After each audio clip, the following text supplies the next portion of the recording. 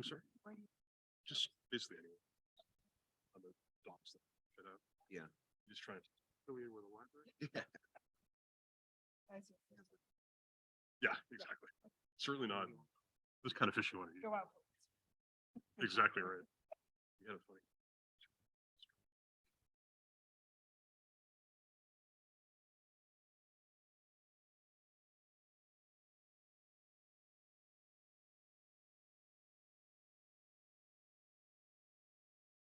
Maybe we'll have them online first before in person. And here's Jose. That's Evan. Oh.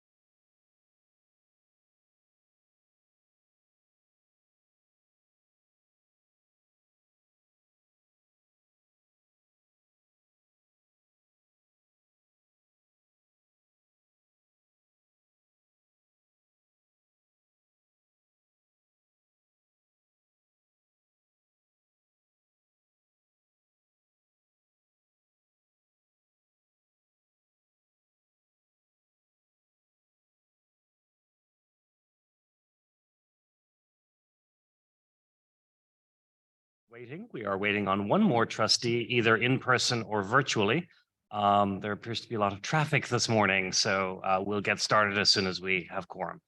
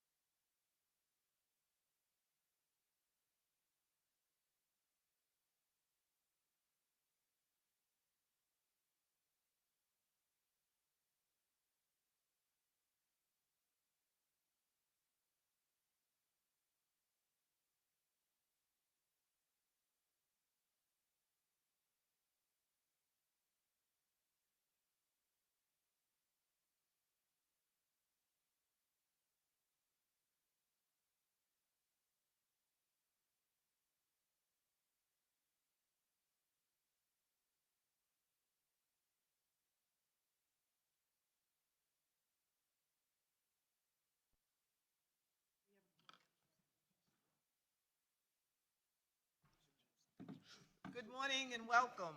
It's so good to see all of you here for this annual meeting of the Boston Public Library. We're going to begin with Trustee Joe Berman. Sure. I'm very honored to read our opening statement. The trustees of the Boston Public Library reaffirm our commitment to racial equity and to principles of diversity, equity, and inclusion more broadly. The library is formally committed to becoming an anti-racist organization in response to systemic racism, inequity, and injustice prevalent in our society. We acknowledge also that the Boston Public Library's Central Branch stands on land that was once a water-based ecosystem providing sustenance for the indigenous Massachusetts people and is a place which has long served as a site of meeting and exchange among nations. We are committed to land acknowledgement for all locations at which we operate. We affirm this commitment to set the context for our planning, deliberations, and public engagement so that they take place from the spirit of welcome and respect found in our motto, free to all.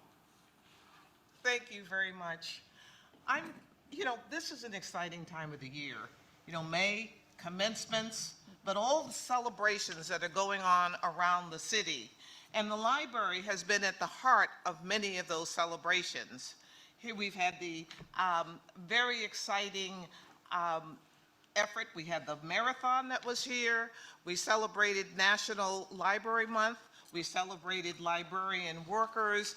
And the thing that I just want to share with you and remind you is that, we are a majority minority city. So celebrating Asian heritage, Haitian heritage, LGBTQ March is going to be back. We have Juneteenth coming up. And all of these efforts really point to the fact that we are a place, a welcoming space, a welcoming place for people. Free to all. Everyone belongs in the library. There's a place for you to dream, for you to read, for you to grow, for you to be inspired, and for you to create a future for yourself in the Kirstein Business Library. And in all of our 25 branches. I know, when I bump into people, and I know David and all of us trustees have the same experience, the first thing you say is, oh, I'm a trustee of the library. And they say, I love the library. I love the library. And we have such terrific partners. The BPL Fund was here for a morning brew and talked about the narratives and the history and the relationship that we have not only with Northeastern, the Bank of America, but all of these efforts and your history. You have an opportunity to tell your history. The associates had a fabulous event celebrating authors. I think over 460 people attended. You can talk to Trustee Joe Berman or Louisa about that effort. And I always talk about the Leventhal Map Center. And because I'm in there and I learn things. They have the effort with I learned about the colored women and how they were early on in terms of bringing democracy, voting rights to Boston. Garrett is taking his common ground on the road, and on June 6th, he's going to be speaking via Zoom over at Radcliffe, where I used to teach, Radcliffe Seminar, so I'm really excited about that. The library wouldn't be the library without our friends, and hey, Garrett Tobin's here from Roslindale. Give a wave. And all of our friends in all of our libraries are doing fabulous work with Priscilla and with Michael and with our staff. On June 6th, we're going to be is it June 6th? I think we're celebrating all of our staff. June 9th. June 9th, I turned it upside down. So the reason I started off with saying you all belong is that I just want to remind you that why I get so excited and am so proud is that when you look at our trustees, we, I believe, are the most diverse board of trustees in Boston. And that's a tribute to the mayor and the commitment to be all-inclusive. Again, you belong here. You belong here. This summer, I look forward to seeing you in the courtyard, in Eggleston, in Roslindale, in Charlestown, at Roxbury, at any one of our branches. Come to the library. It belongs to you. So now I'm going to turn it over to Pamela for a roll call. Good morning. If I may just use this time to remind the public that this meeting is being recorded, as well as if you'd like to sign up for public comment, if you are online, do so via the chat by 9 a.m. You'll be called in the order that we receive you, as well as the two entrances to the Rob Hall has a sign-up sheet. Now to roll call. Arana Ortiz. Asim. Here. Bal. Here. Berman. Here. Bradley. Here. Cronin. Here. Douglas. Here. Dorsina Forey. Heiler. Here. Masso. Here. Tyler. I apologize, Ms. The representative had an emergency. Westra. Here. Wooten. And we know that Senator Rush was called into the State House this morning, and Trustee Hawkins had a conflict. We have a quorum. Thank you. Thank you very much. Now I'm going to call for a review. Everyone has received the minutes of our March 21st meeting, and you've had a chance to review them. May I get a motion? Excuse me? I'm sorry, Priscilla. I made a note on the slides. The meeting minutes were not prepared in time. I had a family emergency and was not able to provide them. They will be provided at the next meeting. Okay. Thank you for that correction. I appreciate it. So then, let me turn it over to David Leonard, our president. Thank you, Chair Douglas. Good morning, everyone. Good morning, trustees. I will be giving some very brief updates as we have a number of guests joining us this morning, including one via Zoom, one of my colleagues from around the country. But before I introduce our guest speaker, I just want to recognize two leadership team updates. First of all, to welcome Josh Rosenthal, who is the new Director of Operations for the Boston Public Library. So Josh, nice to have you on board. If you want to maybe a sentence or two to introduce yourselves, the microphone next to Pamela would be awesome. Good morning. Thank you, David, and thank you, honorable trustees. Josh Rosenthal, the new Chief of Operations here at the BPL.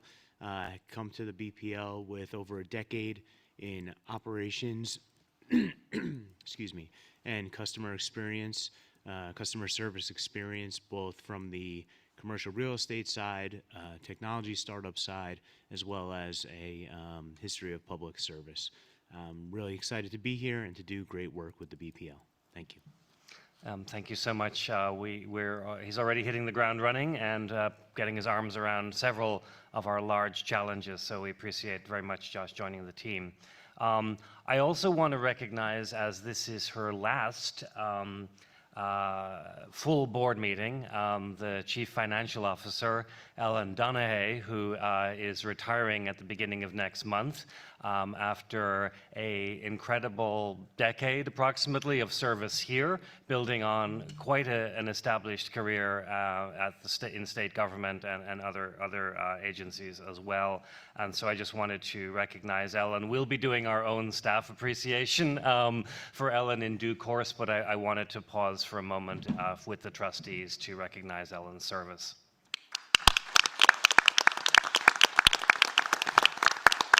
And as trustees, you know, we've had the honor and the privilege of working with Ellen.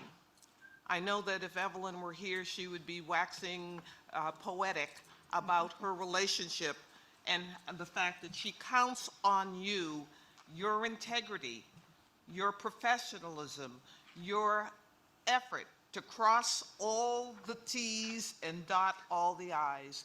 Nothing slips through you, Ellen. But the thing that really has made our relationship with you so special is that you really love Boston. You know, you've had key positions in a lot of agencies before coming to the library, and that is truly evident. So, is there any other trustee who? Yeah, this is John, if you can hear me. Sorry for being on Zoom today. I wish I could say it in person. Ellen, I've been on a lot of organizations and run a lot of corporate boards as well. I haven't run into anybody that is as transparent and educational, having us understand exactly the financials of the library, having us with as much information, make the right decisions, because at the end of the day, we're also fiduciaries, and you made that job so much easier. You're also just a really great person, a wonderful person to deal with. And I will tell you, I haven't run into anybody that's better, and really going to miss you.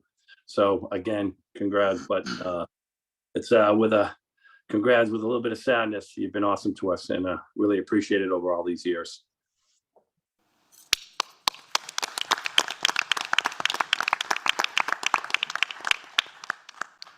I'd now like to turn to our special guest from the Austin Public Library, who is joining us via Zoom, if we can bring Roosevelt onto the screen.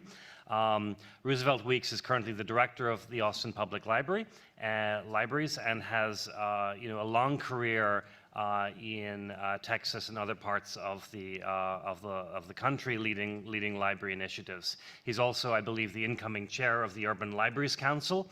And as the trustees had asked us about a year ago to be joined by several peers from around the country, just hearing what their story is, what challenges and opportunities they face. And so we had the opportunity to be joined by John from LA earlier this year, and now today we have Roosevelt from Austin joining us. So we'll follow the same format. Roosevelt will introduce himself and give us a little bit of an overview of his situation. And I'll ask him a couple of questions, and then we'll open it to the trustees for a couple of questions as well. Jay, can you put Mr. Roosevelt Weeks on the screen? Here he is, with a fabulous background. Roosevelt, good morning. Good morning, David. Madam Chair, board member, thank y'all for having me this morning. And I want to apologize for missing our last opportunity to be with you, but I'm so glad that we had an opportunity to connect. And How are things in Austin? Things are wonderful here in Austin. I always tell my staff, one of these days we're gonna grow up and be like David and the Boston Public Library. So I'm very thrilled to be part of this opportunity to talk about what we're doing here in Austin. I know David, he chooses the best of the best, and I feel honored to be in the same class as John in LA, David here in Boston. So I appreciate the opportunity to share a little about myself and what we're doing here in Austin. One of the things that I am so proud of is that libraries do so much for the community. And we're in a business we're in the people business, and taking care of the people that walk through our doors, no matter where they come from, no matter what their financial status, no matter where the educational status, we support everybody that walk through our doors. And libraries across the country do that. And we do it oftentimes with a lot of pressure from everybody from both sides of the political spectrum. It does not matter, but we serve everybody that walk through our doors. And we're so proud of that work. Here in Austin, we have 22 locations. And I'm so proud of the location that you see behind me is our central library, our rooftop on our 6th floor of our library. Our central library was voted by Time Magazine one of the 100 best places to visit in the world. And so if you happen to be in the Austin area, stop by and see us. We believe that we're here to serve everybody. We just went through our strategic plan. This past year, we got passed by our city council back in March, and we're so proud of it that it's going to take us into the next 5 years of what we want to do. And we came up with 5 goals that we want to achieve in that strategic plan. And one of them is to provide a community-centric programs and services to the community, develop spaces for community connections, foster stakeholder relationships, and expand our library access. And to say a little about expanding our library access, we just created a enhanced library card for those who are immigrants, homeless, those who cannot get an ID traditionally. And that ID is a library card with an ID on it, where people can actually use that to get services here in the city. If they getting stopped by law enforcement, they can show that as a form of ID. And so we are really trying to make sure that everybody's voices are heard here in the city. And then the final one, the 5th one, is engaging our staff. preparing them to make sure that they can serve our customers in the way that the customers deserve to be served. From that strategic plan, we came up with a new vision statement for us. And our new vision statement is a model of equity, inclusion, access, and diversity. Our new mission statement is inspiring all to discover, learn, and create. Here in Texas, we're not without our challenges. We, like many libraries across the country, are dealing with book banning, health and safety of our staff, and managing the needs of all of our customers. Libraries have been thrust into a lot of things that's put upon us, and some of those things is how we deal with the mental illness that of the customers that's walking in our doors. A lot of us are hiring social workers, peer navigators to help us to manage the staff that manage the customers that come through our doors, and those things are not going away. We are asked to support the folks that come into our doors, and oftentimes we have to do that on existing budget, and we have to get creative in how we do that. And so we're doing our best to manage what we have and how we go about doing that. And so we're very happy to be able to serve those that walk through our doors. And just to say a little about me, if you can give me 5 minutes to indulge you on how I got into this field. I actually came into libraries from the private sector. And how I got into libraries is that I volunteered at one of the a lot smaller libraries that's in the Houston vicinity, and I ended up going in working as a lab person to help with computer training and the like. And I volunteered there at that library for 3 weeks. And one of the things that I was charged with doing was helping people to learn Microsoft Office. And there's one customer that came in, she had 3 jobs. Her main job was a receptionist at this company, but she wanted to get promoted and get rid of those other 2 jobs so she can spend more time with her family. And she wanted to, in order to get promoted on her job, she needed to master Microsoft Word, or at least have a good understanding of Microsoft Word. And I worked with this young lady for every bit of 3 weeks after the class, computer classes. And she walked in one day with a big smile on her face and said, "I got the job." At that point in time, I recognized what library was all about. And so I left my private sector job, came to work in the public sector, and it's been a major impact on my life. And so I understand what libraries do, and libraries across the country are doing the same thing. And so we're here to make people better. We're here to serve people in the way that they want to be served. And so that's what we are about libraries. And I'm so happy once again to be part of this panel to discuss what we're doing here in Austin, Texas. Thank you, Roosevelt. I didn't realize until now that we shared a journey path from the private sector and technology to our current roles. That's exactly so right. thank you for sharing that. You recently opened the Central Library in Austin, the new space. Could you talk a little bit about that? Because I think we renovated ours here in 2015, and you have a more recent experience. So I'm just interested to understand, what was that like? How has it been embraced by your community? Great question, David. We moved into our new building back in 2017.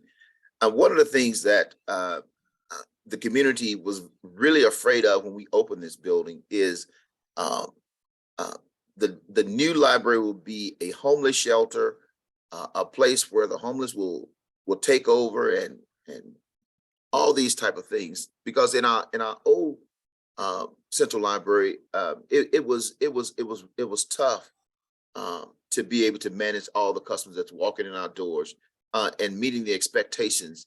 And so what we end up doing is, when we open this new facility, our main goal was to make sure we serve everybody. And the thing is, what we had to do was equip our staff. The staff that we had, they were traditional staff. And so what we wanted to do is to hire staff that was customer service focused, that wanted to make sure that they serve everybody, and make sure that we did not allow one customer or a group of customers to keep others from enjoying the space. When we opened this facility, we were averaging, no, on opening day, we had about 17,000 people to walk through our doors. And pre-pandemic numbers, we were averaging about 100,000 people a month that walk through our doors. And we back probably about 60% of that now.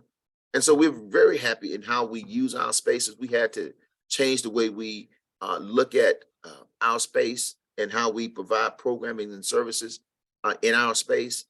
You know, you design a building 3 years ago. When you move in, things change. And so we had to make some changes as to how we deliver services, how some of the spaces were designed. It was designed in a way where things changed so much that we had to make some adjustment to that. And so we were not afraid to make adjustments from how we designed the space and how we said we were going to use the space, because the customer changed, our community changed. And so we have to change with that. We've had a few hiccups along the way when we were designing or moving into our new building, but those things have been ironed out. We got some great partners that we use to help do some of our provide some of our programming and services. And so we're very thrilled with where we are right now. And our main goal is to make sure that we can serve the customers in the best way possible. I'll ask one more question myself and then open it up for our trustees to speak with you directly. The book banning challenges that we're seeing across the country are, very concerning for a number of reasons. Yep. This is a topic that I've heard you speak on media on, and I would just love to hear an update from your point of view as the Austin Public Library Director, but also with an eye to your role with Urban Libraries Council.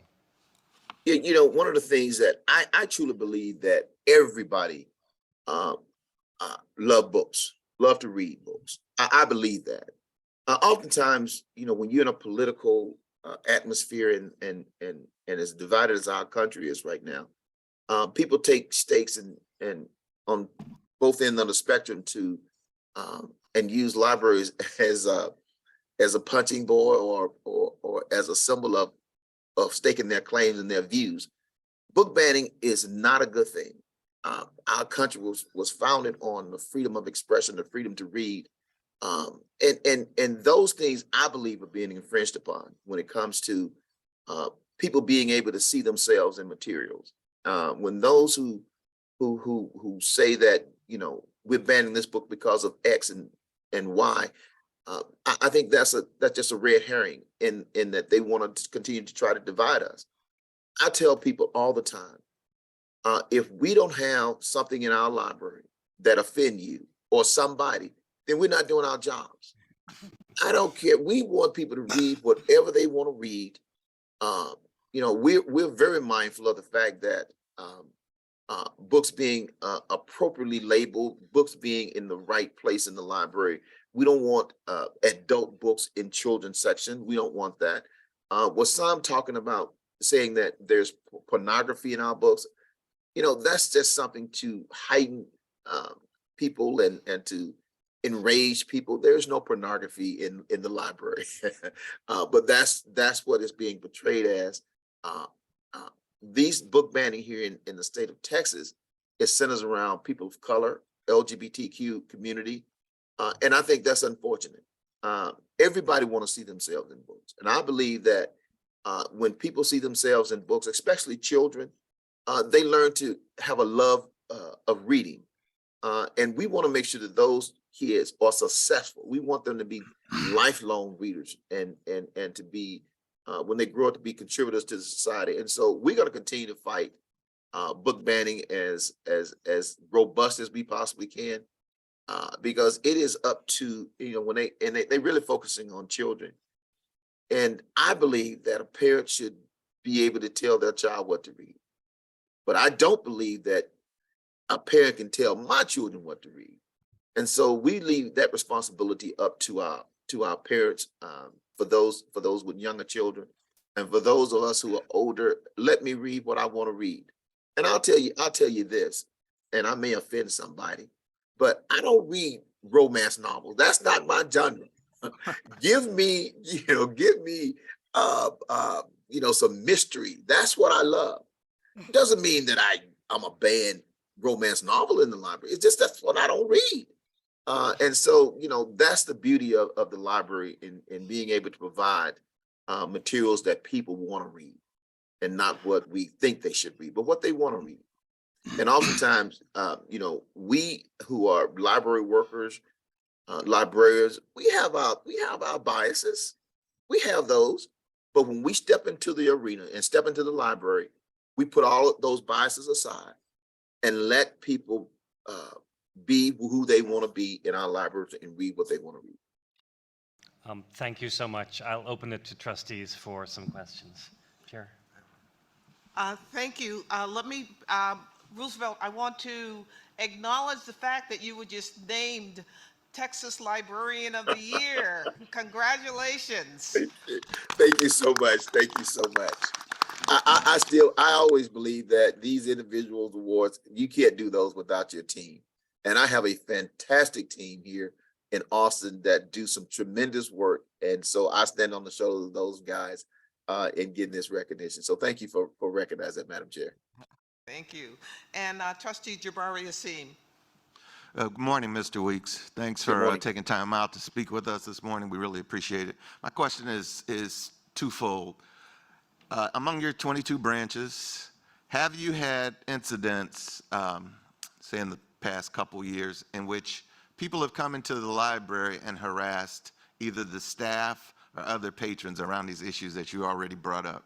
Mm-hmm. And secondly, are there measures in place in Austin Public Libraries to deal with these kinds of, what if people come in with cameras and want to film the staff, dispensing books that they find objectionable, for example? How is your library addressing these issues, if you've had them? Oh, of course we've had those issues. And those are two of the things that, that we're struggling with here in Austin is the health and safety of our staff. Matter of fact, we've had staff members to be assaulted, physically assaulted. And so we're looking for ways to beef up our security and ways to start de-escalating these type moments when they come into when customers come into our libraries. It's a challenge. We are the most public of public spaces. Everybody and anybody can come into our libraries, and we don't stop them from doing that. What we try to do is to make sure that we educate folks, to try to have some dialogue with them on these controversial issues. When it comes to book banning, critical race theory, all of these things, we get challenged on because we got different people in the community with different thoughts. One of the things that we try to do is, instead, when people come in and try to challenge us on some of these things, let's have a conversation about this. Let's tone down the rhetoric. Let's have conversation and let's see where we can find some common ground. If we can't, then we have the library is going to be the library. We're going to do what we're supposed to do in providing these materials. But what we try to do is to try to de-escalate a lot of the situation. I get many calls on these topics, and I don't mind talking to people because I'm passionate about this work that we're doing. And when folks come in and want to challenge our displays or do not like what we're doing, we just try to tell them we're the library. We're gonna continue to provide materials that's good for the community, what the community want to read. We're not going to. I like to say we're not going to bow down to political pressures. We're not going to cave in to those who speak the loudest. We try to cater to those who serve us and want to be served by us. When people bring cameras into our library, we tell them that there are certain areas that we won't allow filming in our building. We have policies around that. And the main thing is, and then we tell our staff is, do not get animated with them. Do not get into a argumentative type situation, and definitely don't give them something that's going to be on the local news or on social media, because that's a lot of time that's what they're looking for. They're looking for that that's got you type situation. And so we train our staff to be aware of that when people come into our spaces. And so we try to prepare them as best we can when they come into a situation like that. Thank you. I have a question. Trustee Restra? Thank you very much, Mr. Weeks, for joining us. This is great. So we're also embarking on a strategic plan, and I'd really welcome your thoughts on what you found particularly effective about the Austin strategic plan for the public library there. Maybe you could give us one example of something that surprised you that has been particularly effective or impactful, and then perhaps provide another example of something that the plan has led you to not do, perhaps something that the Austin Public Library did historically, which the plan has led you to conclude that you shouldn't be doing. No, our strategic plan, thank you for that question. Our strategic plan, we engaged over 7,000 members of the community on our strategic plan over a year's period. The thing that we wanted to make sure is that we heard voices from all parts of the city, from different backgrounds, different ethnicities. We want to hear it all. And one of the things that we did find out that we knew that was coming, that we have, our libraries are too small to serve the public that we want to serve. The average size of our libraries, our branch libraries, is about 8,000 square feet, which is really small. And we need to do something about that. And so part of our strategic plan is to build 4 new 40,000 square foot libraries to serve as regional libraries until we can get to the point where we can upgrade all of our libraries to a point where we can serve them. The community gave us $126 million to build this library, our central library, and people were wowed by that. And the question came from the community is, why can't we have something similar in our neighborhoods? And so the challenge is not to do 200,000 square foot libraries all over the place, but to at least be able to provide the same type of services and programs in our libraries. And one of the fascinating things that we found out is that people just didn't use libraries in their community. They use libraries all over the place. They go where programming that interests them are. And a lot of people visit libraries as close to their workplace where their kids play. But we really found out that we are a respected entity in the community. The community, every 2 years, we do a community survey. And the survey came back that 84% of the community respect what we're doing. And we're the second highest rated department in our city. And you probably can guess what the #1 department in our city with the highest rating. Those cape wearing firefighters. Our goal is to beat them out at some point in time. They have like a 93% rating. And so our goal is to topple them. But our strategic plan really showed us where we need to go to start providing more community-centric program and working with the community and driving those programs. Thank you. Good. So, Mr. Weeks, thank you for joining us here this morning. Just wanted to follow up on the book banning issue. I assume these are initiatives coming from Governor Abbott or the legislature or other constituencies down there. They have not been codified into law, have they, to the point where you have to take books off the shelf? Not yet. The session, our sessions, state session legislative session in 5 weeks, and I hear the governor is thinking about doing a special session, which will extend that by 30 days. They have not become law just yet. The most part that they're looking at is they're focusing on school libraries and drag queen performances. I am so thankful that we have a supportive elective here in Austin. We not had to pull books from our shelves. But there are some in Texas, some communities in Texas have had to pull books from their shelves and even threatened to be closed. Librarians have been fired for refusing to pull books from their shelves. And we are supporting those communities the best we can.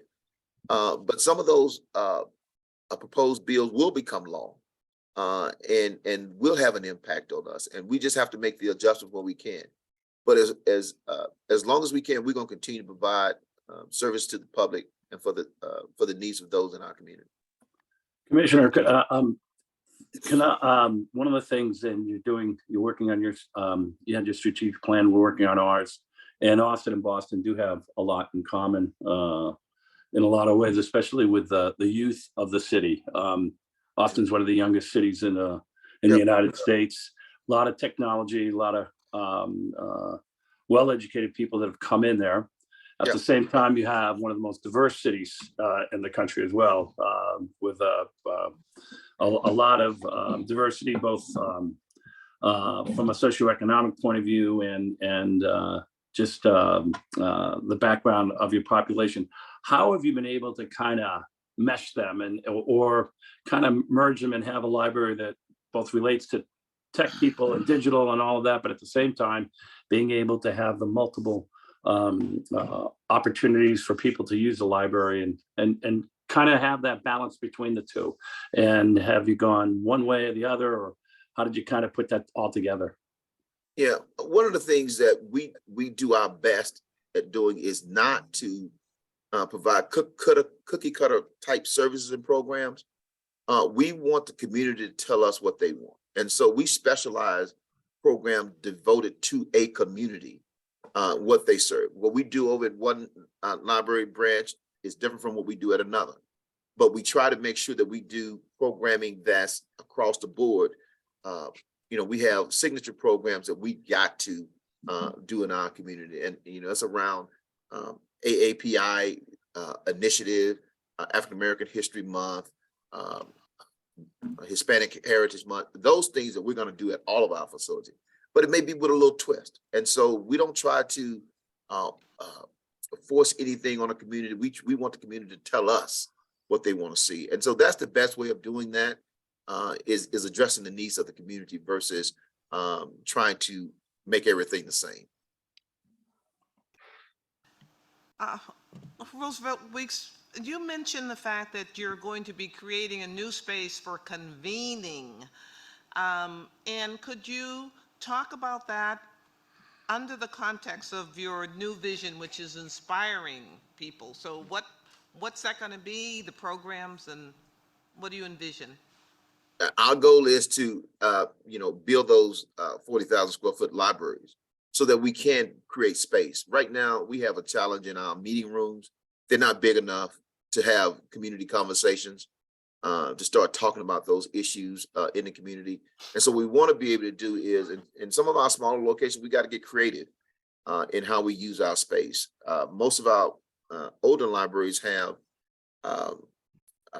bookshelves that's not on caster, where you can move those books around so that you can create a larger space to have community gathering. And so we got to get creative in thinking about that. We just, as I stated, we just passed our strategic plan back in March. We putting a team together to talk about how we're going to address what the community want us to be able to do. We see a lot of connecting community around what are the things that's challenging us as a community. Mental health is a major issue that we're facing right now.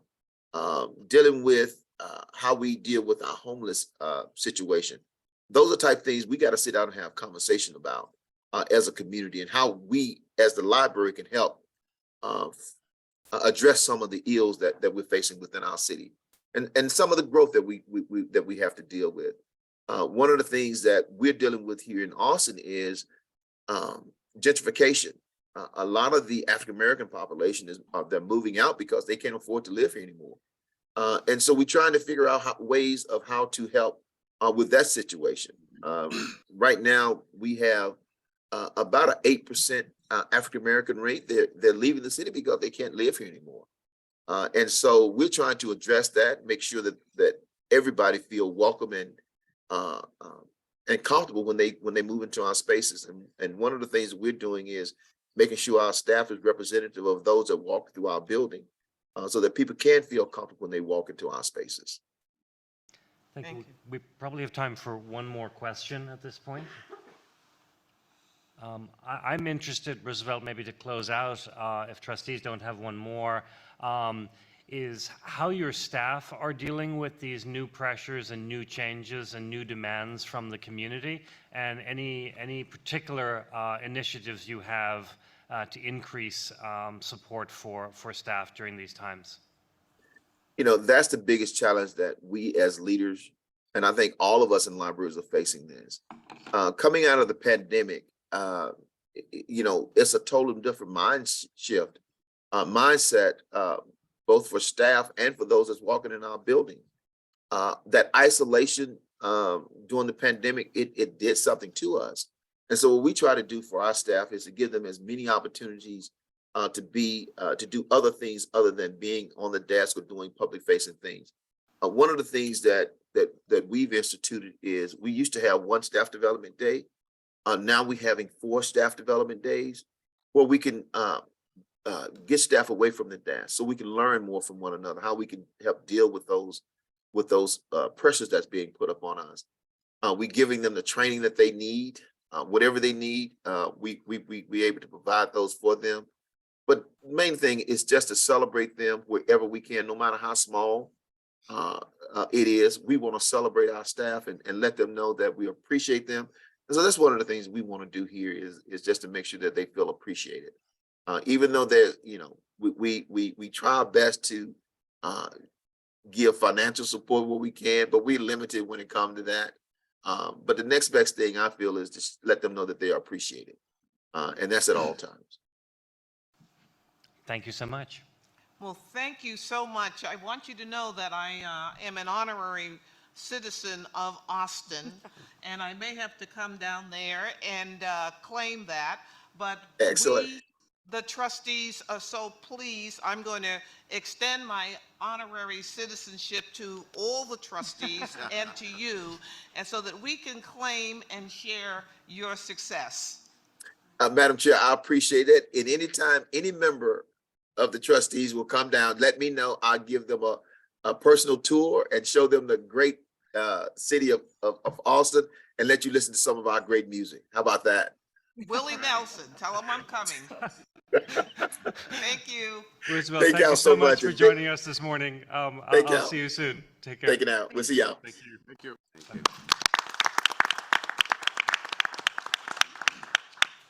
My report this morning is filled with great people, and so I'd like to now move to introduce 2 of my city colleagues that I'm getting to know and getting to collaborate with, and all of us on the leadership team are as well.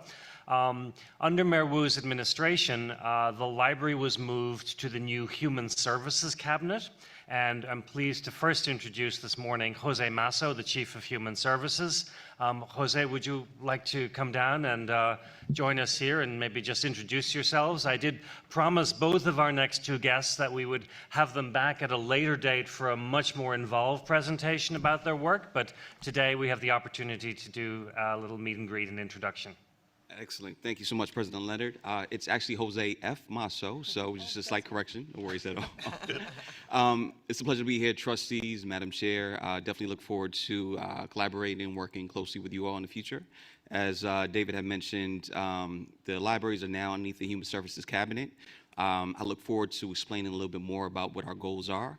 A lot of what Mr. Weeks had shared is exactly that. Human services are where the people are, right? And with the city of Boston, the mental health challenges, social isolation, et cetera, these are things that we're all grappling with and looking to be able to solve within the city of Boston, and the libraries play a critical role within that. So I think the future meetings is where I'll be able to expand a little bit more about that. I look forward to being able to work closely with you all. So thank you all for being here today.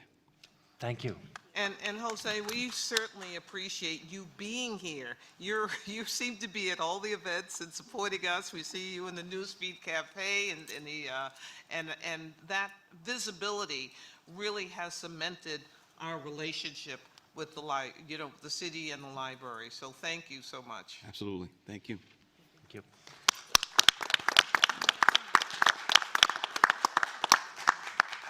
And we also have one other very important person to introduce today, and that is the relatively new Chief Financial Officer for the City of Boston, Ashley Grofenberger.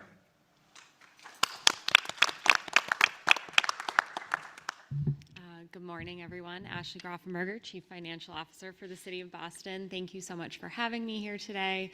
As David mentioned, I'm relatively new, but I actually was looking last night, and it's been 10 months. Can you believe it? Almost a year.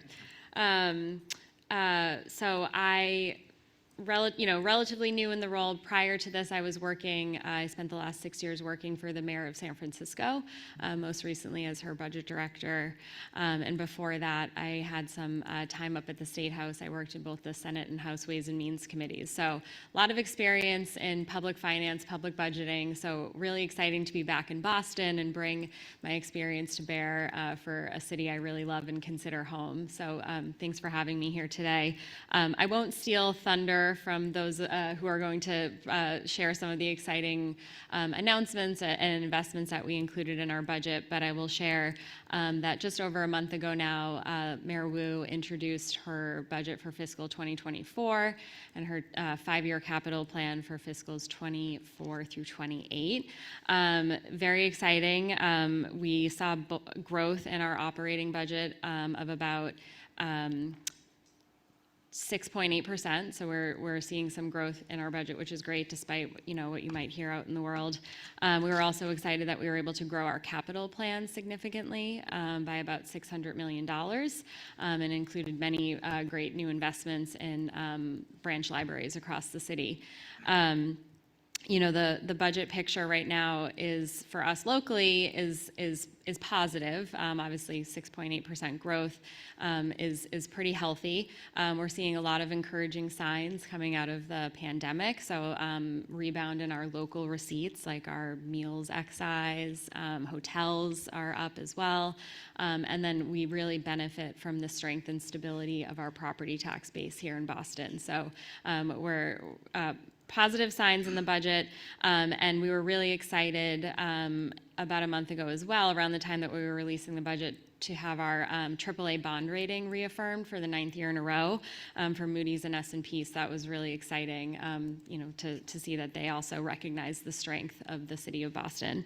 So again, I don't want to steal the thunder from those who are going to speak to some of the great investments in the budget, but I will just say that Mayor Wu has made family a huge focus of her administration and the investments included in the budget, really looking for opportunities to invest in opportunities across all generations in the city, and the library plays a big part of that. So thanks again for having me here today. I'm looking forward to coming back and spending more time talking about the city finances, but thank you so much.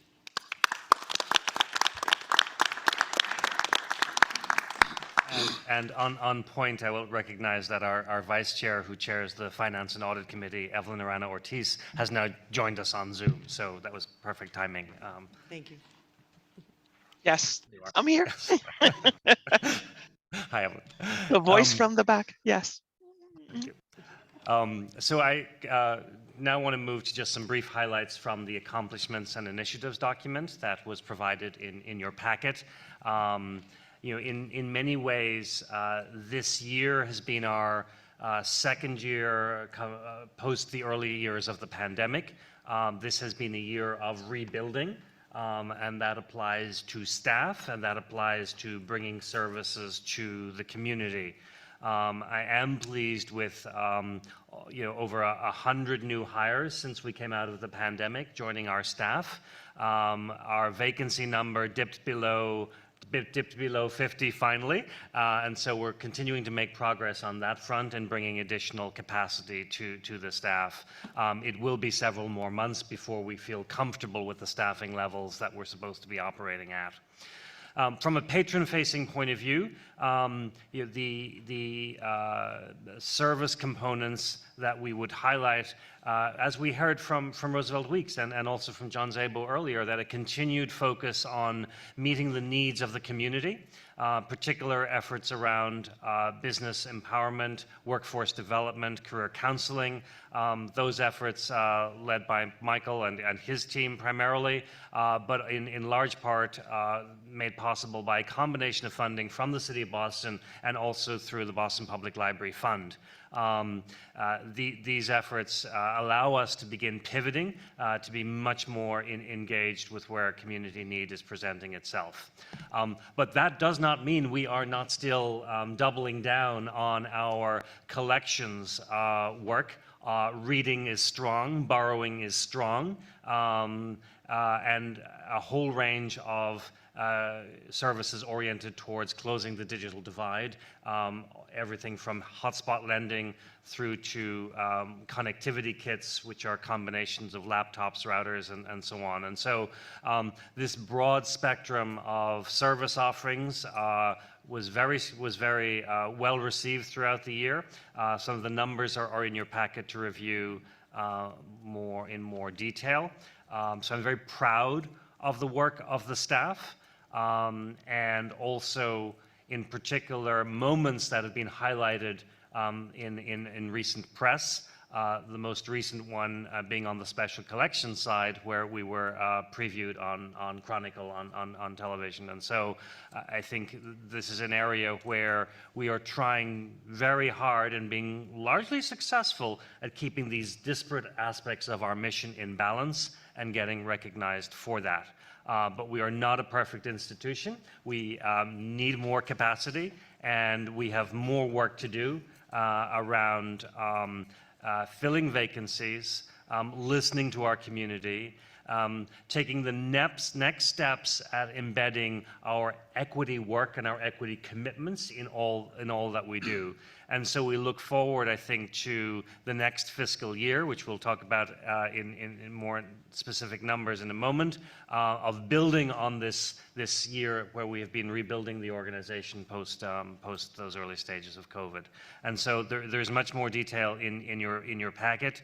And at this point, I will just give you a couple of updates on some key developments, and then pause for questions before we continue. I'm aware that we have a large number of enabling votes to get to as well. So next slide, please.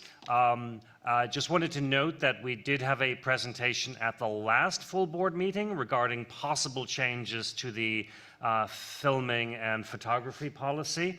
Our law department is continuing to review some of the input and guidance that we and you provided, and we heard from staff about their concerns.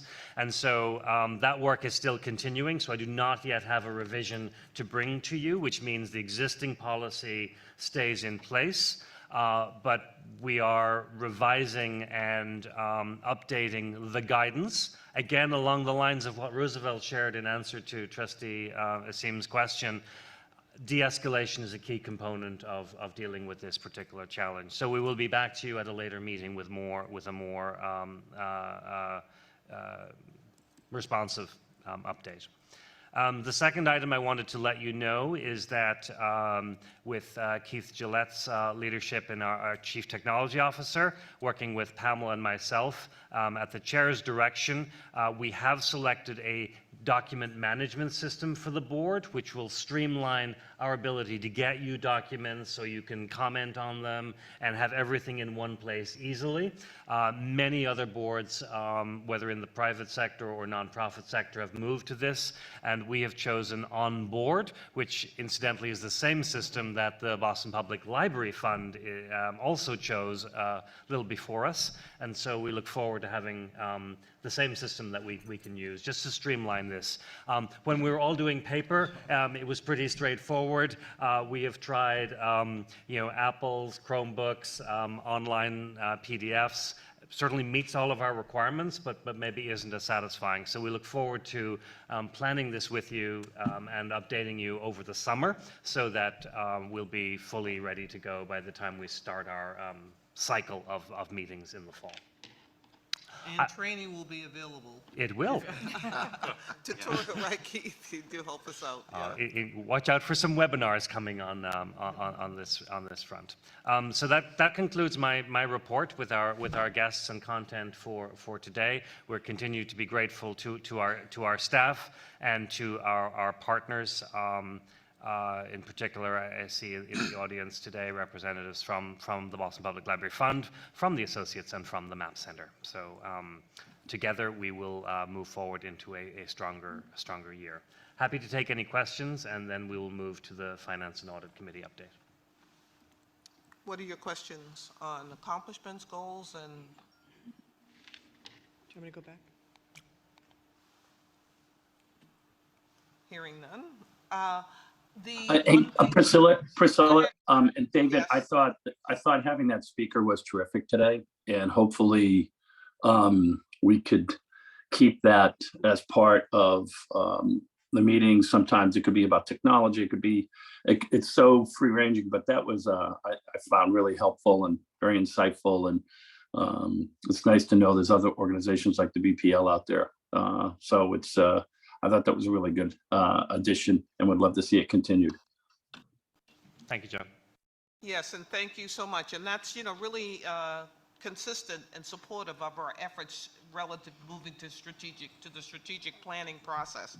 We're trying to inform, educate, expand our perspective as trustees, and also, we are pleased to share these updates with all of you via Zoom and those of you who are in the audience. So as we all get smarter in terms of what does it really mean to be a 21st urban library? And the goals and highlights that David has shared with you are efforts taking us in that direction. You mentioned Chronicle. Please mention the bus boarding the Oh, sorry, yes. So the other sort of more recent development, which is a partnership between our library services team here under Michael and Melissa Andrews, who oversees collections, with the city's Office of New Urban Mechanics, basically chose 20 bus routes throughout the city of Boston, and you will now find a printed decal with a QR code installed at those locations. So you take your phone, you scan the QR code, and lo and behold, you're able to download a book to read while you are waiting for the bus or traveling on our great transportation system. And so we have named this Browse, Browse, Borrow, and Board. BOARD. So, that was highlighted. It's actually been picked up by several media outlets throughout the country. I saw last night that CNN had actually picked it up, and so not that it's all about the press. It's actually all about the connections to residents. It's targeted at people who are not already BPL card users. Because if you already have a BPL card, you have already got full access to our digital collection. But in this case, you do not have to have a library card. You just have to have that, be at that location, grab the QR code, sign up it's a pilot program, and we've had several hundred connections to that service already. Yeah, I thought this was a great initiative, and I wonder, has there been any discussion of potentially expanding it, including to the T, for example, or is it still too soon to say? We've actually had several conversations over now a period of, I think, 3 years with transportation partners about what would be the right way to engage. This turned out to be have a very low barrier to entry to getting it going. We would actually love to continue to grow this, and we actually expect to have some good partners in this work in the state transportation area that will be able to take on the next phase. I think we are considering this a pilot, so we also want to learn a little bit about who's using it, where is it being used, where is it useful, and grow. Thank you. So thank you. So let's turn now to, thank you for your report, David, and thank you for your comments, trustees. Let's turn now to Trustee Evelyn Arredo-Ortiz to talk about the finance and audit reports. Good morning. I am so sorry that I'm not there. Emergency here in the family, but I'm here. So first of all, I want to thank City CFO, Ms. Gruffenberg. She gave you highlights of the mayor's budget. And we also thank the mayor for making our libraries a priority. And just to put things in context, for the newer trustees, this is the largest increase that we've received in years. And it's going to be funding the much needed services for our patrons, mostly multilingual services. And that's something that I've heard throughout the system for years. So this is really good news for the library. Ellen, do you want to walk us through Sure. the highlights? As Evelyn said, and as we discussed at the last meeting, when we only had the maintenance amount in front of us, it's a fairly Could large you move increase the mic this year. closer, please? Thank you. Sure thing. Alrighty. A fairly significant increase for maintenance purposes because the PSA contract has settled, so we're seeing 3 years of salary increases loaded there, and an additional increase because of the utilities. The city expects utilities to be up next year. But on the very good news theme, following up last year, Mayor Wu gave us $250,000, I think it was 6 positions for shoring up small branches, and another significant increase this year for branches, $750,000. It lists 12 positions, but we were actually able to get 13 in for that.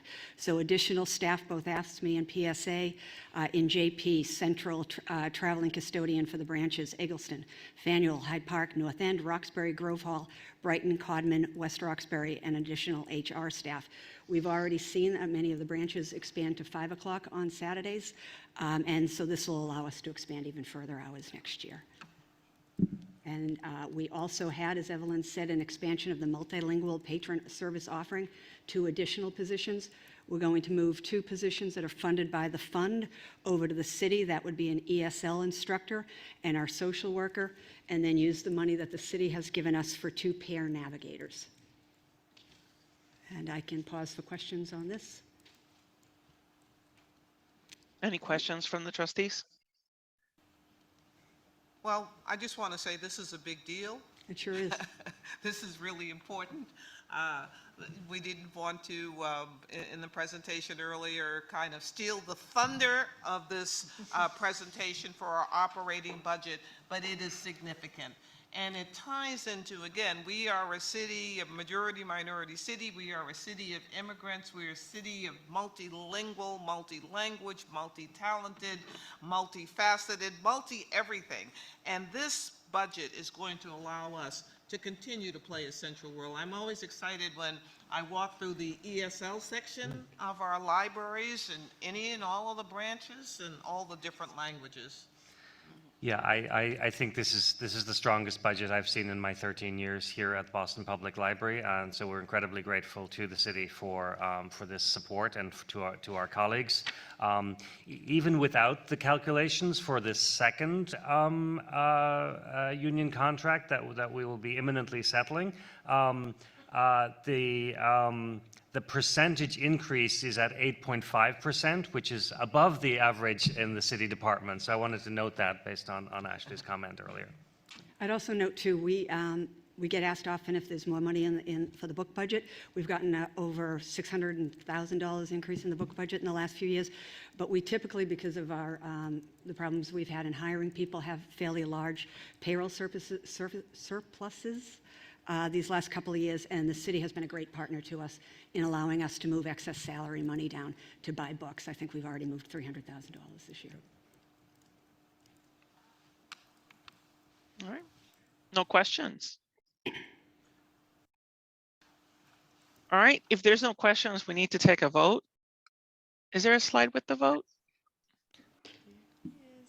Oh, no, that's the Detail. Budget. the details. Yep. Yeah, yeah, Evelyn, I think Ellen's leaving on a good budget here, huh? She's leaving on the high note. lucky. Nice job, Ellen. All right. If there is no questions, can I get a motion to accept the mayor's recommended operating and capital budget? Cheryl moved. Cronin moved. Second. Ben Bradley. And then Pamela, do you need a roll call or no? I do not, as long as you ask if there's any opposed or abstentions. All right, there we go. Anybody opposed? No? Any abstentions? No? All right. budget approved. You want to ask if anyone approves it, though? Oh, do you want me to? Okay. Do you want me to say everybody to approve? Yay. Yay. Yes. Yeah. Good. Thank you. Thank you so much. All right, so we have a couple of contracts, and we're gonna vote as a slate. The first one is just your standard, your contracts for repairs and critical repairs that we allow the library to contract on their own, critical repairs for the operating budget, the purchase of books, the expenditure, which is a distribution from the Trustees Fellows Athenaeum Trust Advisory, which is for this year is 110,886. And just a quick reminder, this is these monies are used for programming at Roxbury Branch. And we do an RFP. So for people in the public who's interested in launching projects, submittals are due sometime in June. So pay attention to those dates. And we delegate, we work with the city, not the city, the Roxbury Friends in the approvals of those contracts for the programming at Roxbury Branch. And then the last one is review and delegation of contract approvals, to the, for the finance and audit to approve throughout the summer in the absence of the trustee board. Anything, can you move to the next slide? Because I think there's more stuff in there. But you want to take a no. vote at the bottom of this? Yeah, so we want to take a vote on this. Okay. All right, can I get a motion? Well, do I have any, can I take a motion? So moved. Any questions? No? Second. All right, second? Second. All right. Second. All right, anybody, any dissensions? Any abstains? All approved? Yay. Yes. Yay. Great. All right, Good. and that's it. Thank you very much. At this annual and administrative meeting, we set the foundation for our future. And certainly with this budget and with all of these, our infrastructure in place, we're in a good position. Our next agenda item is an approval, a vote. We need to take a vote for the proposed schedule of trustee meetings for 23 and 24. And the vote is that the trustees of the public library approve the proposed schedule as noted below. Can I get a motion to approve? So moved. Second. Any abstentions? And anything else there? Just need everyone to say you approved. Okay, motion to approve? They did the motion, I just need everyone to say, can I? Yes. Yes. Yes. Yes, okay, Yes. everybody's, thank you. So that it's been voted. And of course, all these meeting dates and times are subject to change. All right. Our next item is new business, and we're really excited to share with you, trustees Ben Bradley, Jose Masso, and I have been working with the Red Sox and with the staff and we're excited about this event. We mentioned it back in March. Trustee Ben Bradley has written, extensively on baseball, and he was approached by the Red Sox to bring this innovative exhibit to Boston. And we have been in communication with other members of the city in terms of tourism, with Meet Boston, with the Children's Museum, and who am I forgetting in that list? The Red Sox, of course, to bring this exhibit to Boston. We are, if you've been through our collection and you've seen in the past, in the special collections that we have a lot of baseball memorabilia, and that's one of the things that we will be highlighting and showcasing when this exhibit exists. So this exhibit is going to open on Juneteenth and will run to August 4th. It will be located at 112 Boylston Street, hosted by Arts Emerson. It's free. It is an exhibit where you walk through and, you know, you've got the QR codes and you can get a sense of what the history of this barrier-breaking efforts have been in Boston. Go to the next slide, please. You know, and as you may know, and you guys, baseball people, have to help me out here. The individuals who broke the barrier here in Boston, we were late, but we're catching up. Yes, the Red Sox had the ignominious distinction of being the last baseball team to integrate. Jackie Robinson, of course, was the first in 1947 with the then Brooklyn Dodgers. The Red Sox finally caught up in 1959 with Pumpsie Green. And we're looking forward to being part of the partners to present this exhibit. Jose Masso found us a really good location at a building owned by Arts Emerson across from the Common, 118 Boylston. And we're in the final stages of offering this, and hope everybody comes.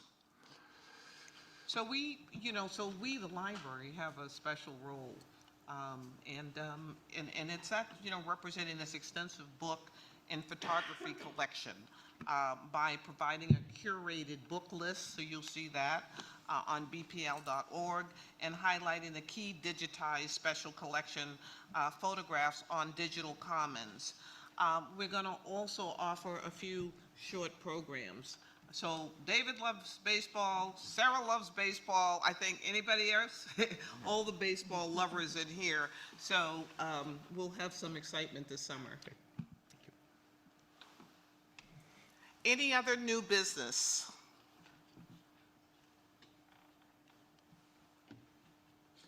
Okay, then we'll go to public comment, please.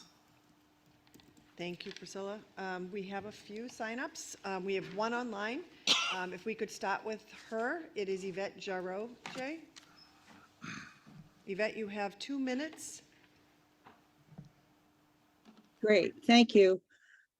Thanks all for this informative meeting, and I love the talk by Roosevelt Weeks and learn from it. And introduce myself. I'm head of the Friends of the South End Library. My question is simple. The answer may not be so simple, but when will the capital appropriation for the construction costs for the South End Library project be requested from the city? All questions will be answered at a later time, Yvette, just so that we can give you a proper answer. So thank you. I have noted it, and we will get back to you with an answer on that. Thank you for your question, and thank you for all that the Friends of the South End Library have been doing in order to keep connected to your community during this time. All right. Next, we have here in Rabb Hall. If anyone needs any assistance with the microphone, we'll be glad to bring it up to you. So just put your hand up. First, I have Greg Tobin from the Rosendale Friends. Greg, you have 2 minutes. Is this microphone on? Okay. Yes. Hi. As you fill in the details for your schedule, we would love it, speaking for the Friends of the Rosendale Library, if you could consider holding this meeting at our branch, which was recently renovated, which has been a godsend. Our numbers are up tremendously. Our community really appreciates all the work that you've done, and we would love to express that to you in person. So here's a formal invitation. Thank you, Greg. Thank you. Next, I have Alyssa Kadillik. Cadillac. Cadillac, I get the name wrong every time. I always apologize for that. Good morning, trustees. Thank you. My name is Alyssa Cadillac. I'm president of AFSCME 1526. As you know, I represent the library assistants, the clerical workers, the trades here at the Boston Public Library. As I stand here today, first I do want to thank Ellen, even though I say we've had some fun times over the years, and I was going to say, so good luck in retirement. But on a serious note, AFSCME 1526 reached a tentative agreement with the City of Boston and the Boston Public Library on April 13th. On April 26th, AFSCME 1526 members overwhelmingly ratified that agreement. On April 27th, I sent an email to the Director of Labor Relations, to David, and to others to indicate that we had ratified and we expect it to move to City Hall. We are now here. I know David made mention of imminently settling. However, as of now, I still haven't had anything. I had a meeting with the Director of Labor Relations last Friday in a last effort to try and move this forward. My contract has not been funded yet. It has not moved to the City Council. My members have not been paid. The agreements we have made have not been put into effect. We heard from the new CFO of the City of Boston that we have a AAA bond rating still. We have a 6.8% increase. We have all of these things. The raises that were put into effect or should have been put into effect retroactive back to October of 2020 have not gone into effect yet. And those raises are minimum. My members are suffering. They can't pay their bills. They have no expectation of when this is going to happen.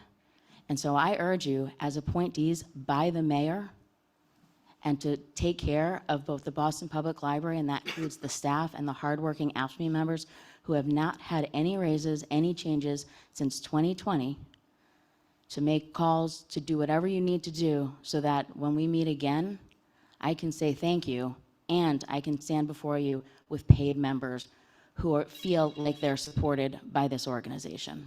Thank you for your time. Thank you, Alyssa. Thank you. Last, we have one more, Maddie Crockley. Maddie, you have 2 minutes? They had to leave. Oh, okay, sorry, they had to leave. That concludes public comment. Okay.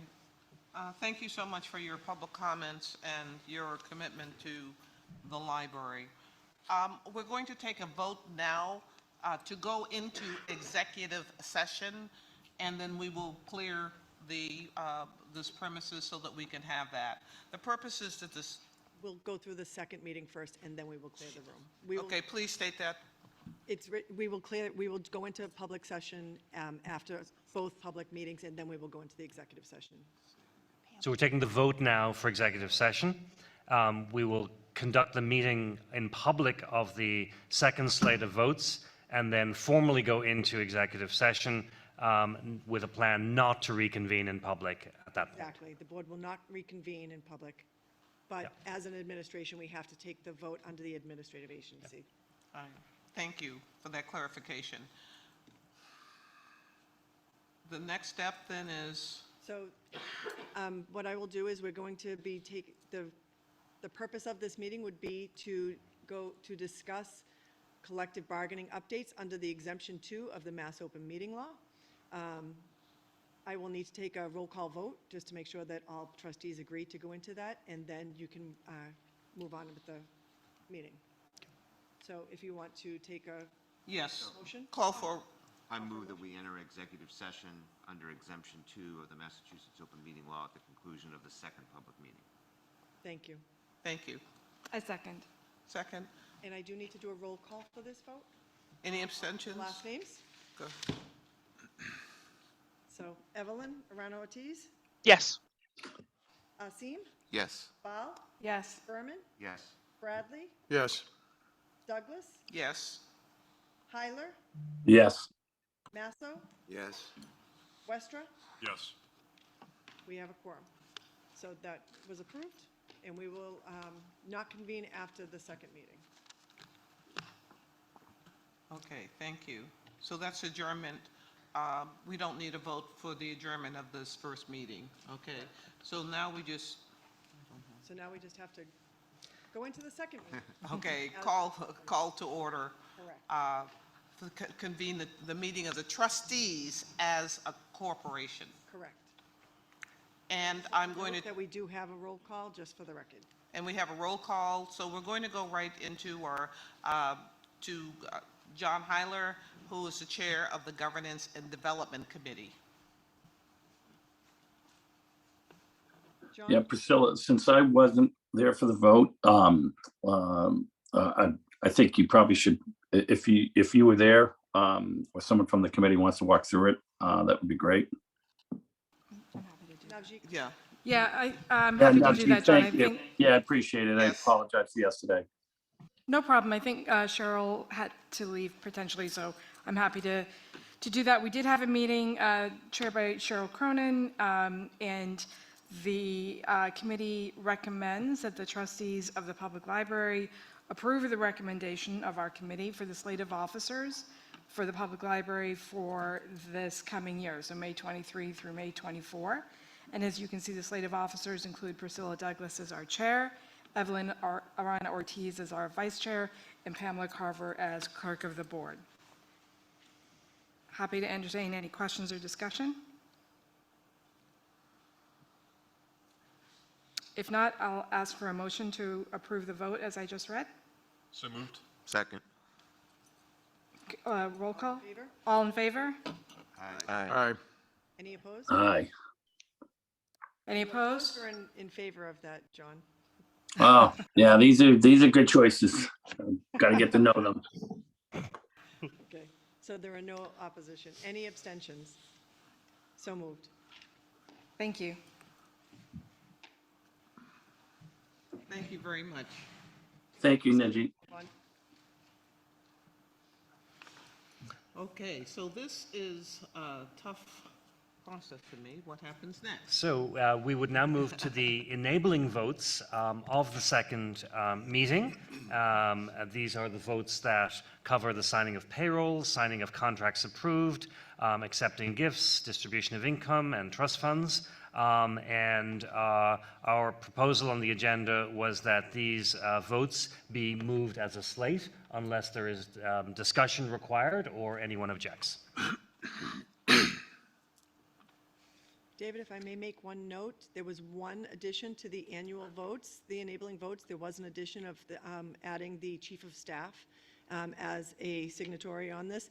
And on the fourth enabling vote of signing of contracts, Melissa Andrews, who is the chief of collection management, was for collection purposes only, was added. Those two decisions were made to propose that, given that we will be without a chief financial officer soon, although hopefully not for very long.